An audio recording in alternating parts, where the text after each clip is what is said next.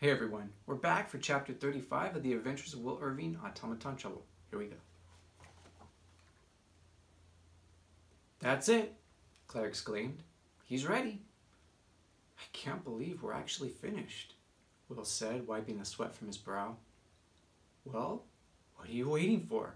Claire asked as she unplugged the cable that had been charging Max's power cord. Start him up.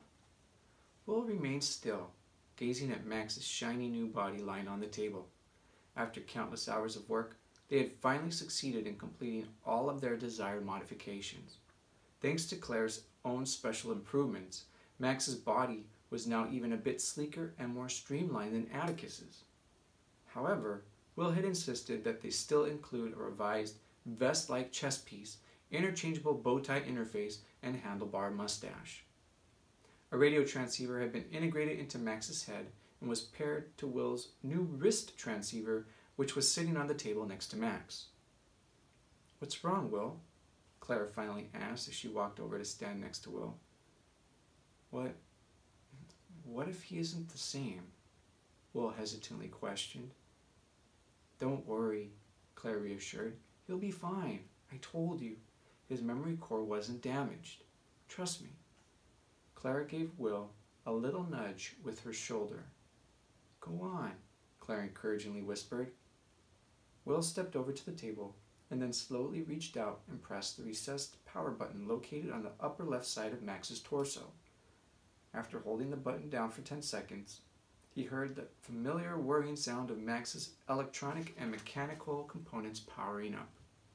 As Will released the button and took a step back, Claire moved close to him and took his hand.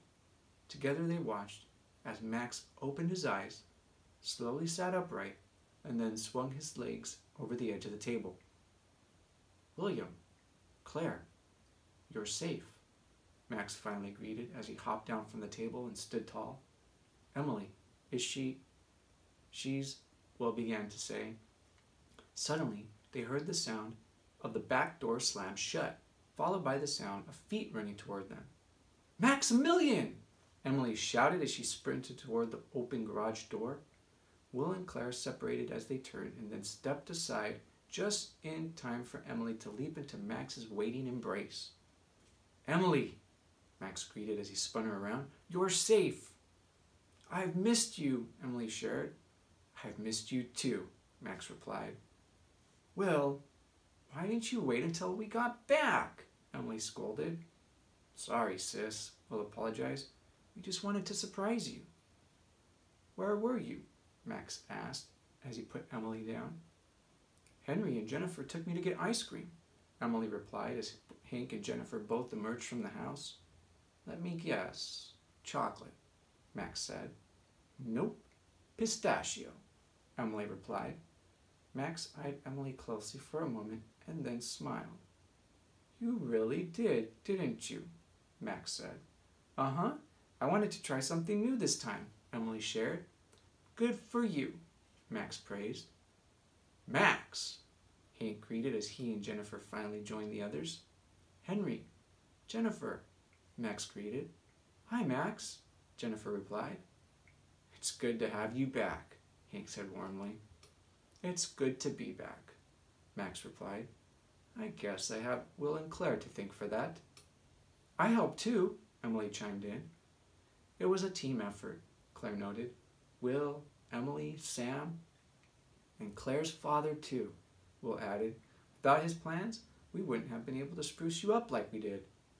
Yes, I can tell that you made enhancements, Max stated as he looked himself over.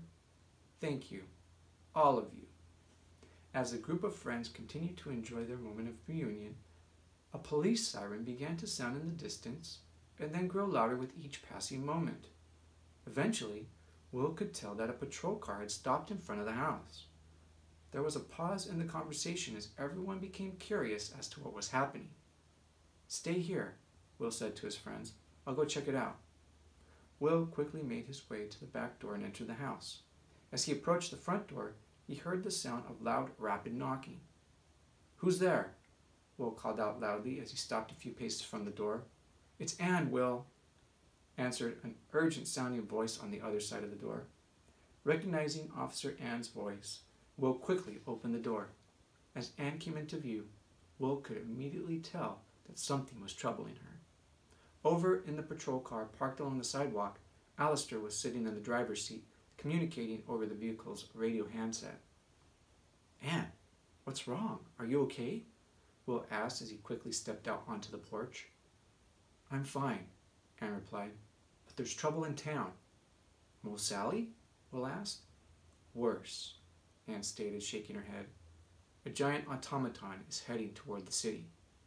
And that is chapter 35. We'll see you next time for chapter 36.